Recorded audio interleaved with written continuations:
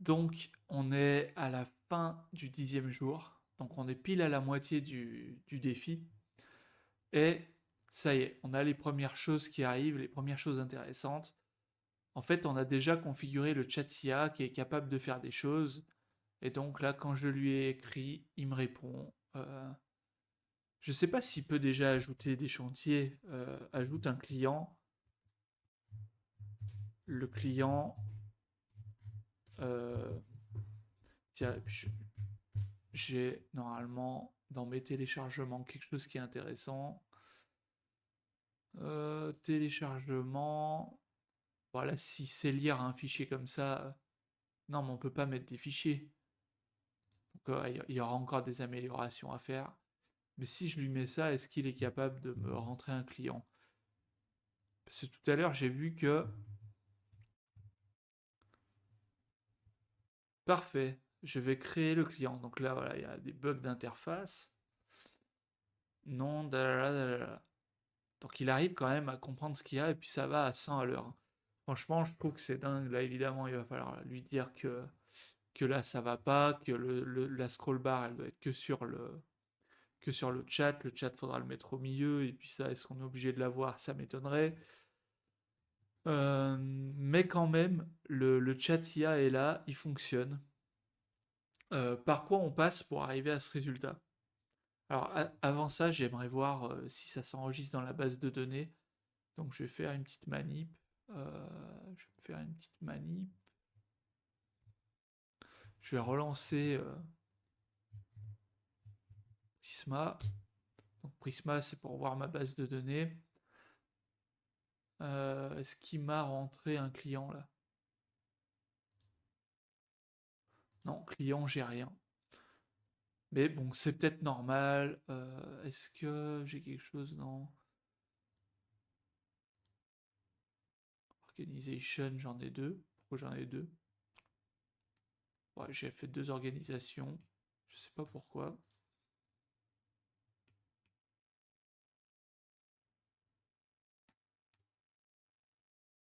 Ah, ça se met bien à jour.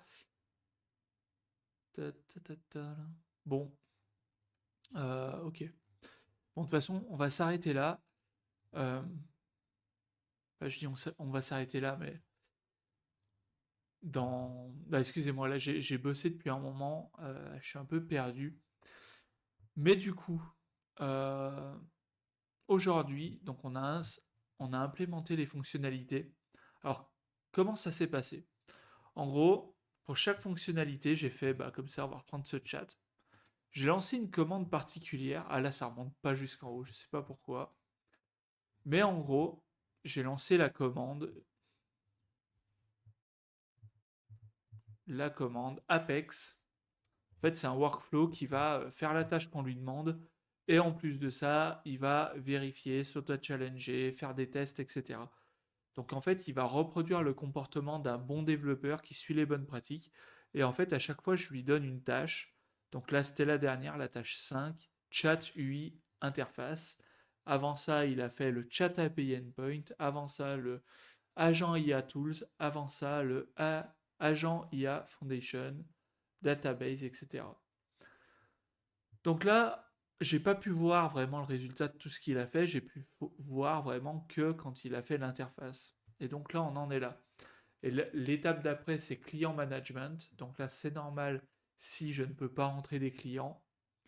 Euh, on va essayer de lui parler dans le chat, voir, je vais lui dire ah, confirmes-tu la création du client? Je vais dire oui, parce que peut-être qu'il peut déjà le faire en fait. Création d'un client, client créé avec succès. Donc là, on va voir si ça a marché. Donc on va retourner dans la petite base de données et dans client. Ouais, ça marche déjà. Donc là, voilà. Je suis impressionné. Ça marche déjà. Alors là, vraiment, je trouve ça dingue, hein. Je trouve vraiment ça dingue. J'ai vraiment l'impression que c'est de la magie ce qui se passe. Dites-vous qu'en 2 heures, rien qu'en parlant à Claude, alors oui, vraiment, en 2 heures, bon, j'ai passé 2 semaines à cadrer le projet, à mettre mon Linux, mon environnement bien comme il faut, mais là, en 2 heures, Et j'ai presque rien réparé, hein. Euh, Là, dites-vous bien que j'ai juste attendu en 2 heures que Claude me fasse ses 5 tâches. Et là, j'ai juste fait 2 allers-retours avec lui pour qu'il me répare quelques bugs. Vraiment, il n'y avait que 2 allers-retours, hein. Là, il a tout fait tout seul en autonomie, la commande. Et en fait, voilà, ça marchait pas. Je lui ai dit, le post API, j'ai une erreur 4004 non authentifiée, accès refusé. Il m'a réglé, j'ai pu envoyer un premier message et après il y avait un problème sur les tokens.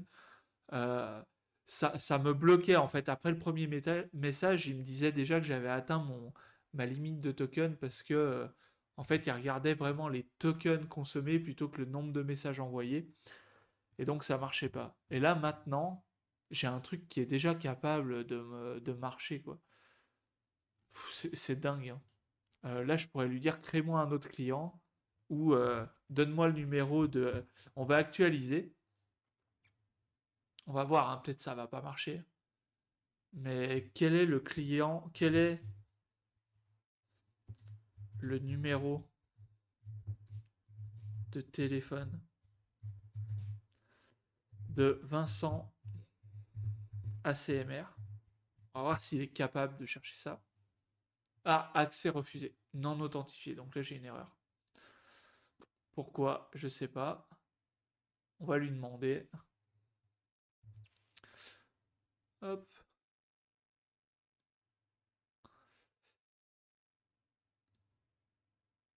Et là, je vais d'abord demander en fait à ce Claude-là.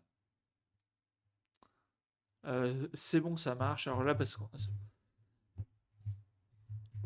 Mais en rechargeant la page.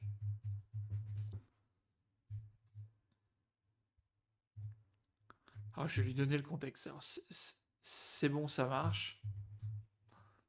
Ça marche. J'ai pu échanger dans le chat.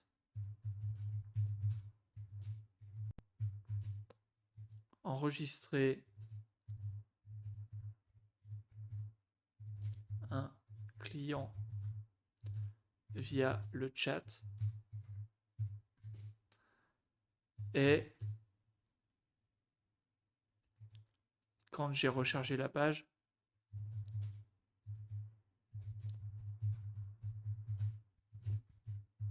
pour avoir un nouveau chat, j'ai ça. Est-ce normal? C'est peut-être quelque chose de normal. Ah mince, le téléversement a échoué. Je sais pas pourquoi des fois ça plante ce truc.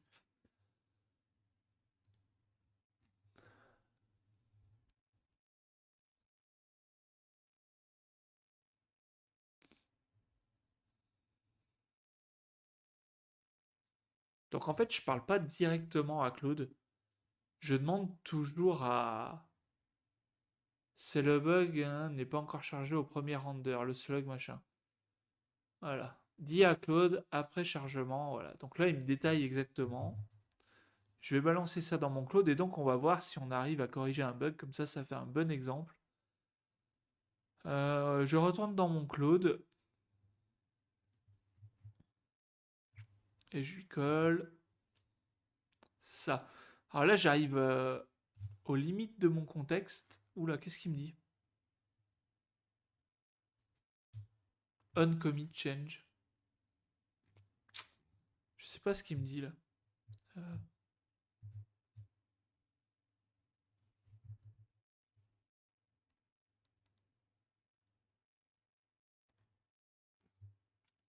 je sais pas ce que j'ai fait. Qu'est-ce que c'est que ça? Il veut commit. Échappe. Ouais, je sais pas ce qui s'est passé. J'ai peut-être appuyé sur une touche sans faire exprès. Donc là, on va pouvoir voir la résolution d'un bug en direct. J'espère. Et on va pouvoir voir comment, en fait, j'ai travaillé toute la journée avec Claude. Sachant que, voilà, comme on a dit tout à l'heure, pour les 5 Pour les 4 premières étapes, j'ai pas eu besoin d'intervenir. Parce qu'en fait, tant que j'avais pas l'interface, c'était compliqué de tester. Donc là, en fait, on a un peu. On essuie peut-être les plâtres des actions d'avant, mais bon, j'ai confiance qu'il me corrige ça. Alors là, on arrive au bout du contexte. Je pense qu'avec 20%, ça va suffire. Je vais mettre pause et puis on se retrouve dès que c'est fait.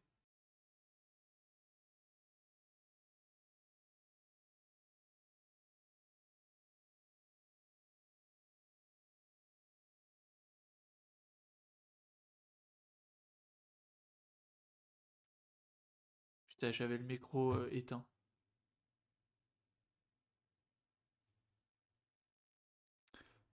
Donc là, Claude est censé nous avoir réparé notre erreur. Donc, je viens de lancer le serveur et on va aller voir si ça fonctionne.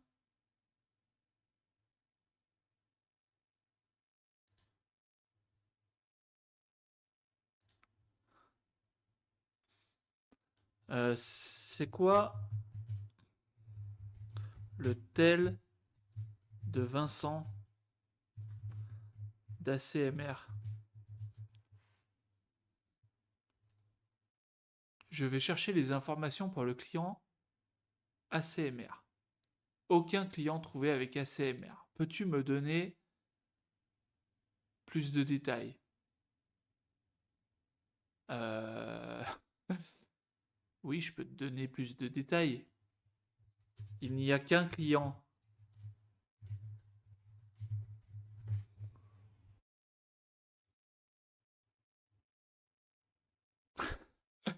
Bon, voilà, il va y avoir des ajustements à faire pour qu'il soit plus intelligent. Mais, euh, mais j'ai l'impression que ça marche. Alors, si j'actualise,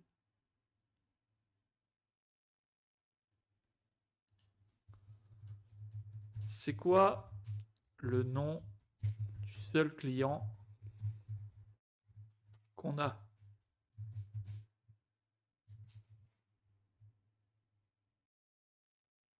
Ça marche. Ça marche à la perfection. Franchement, je suis hyper impressionné.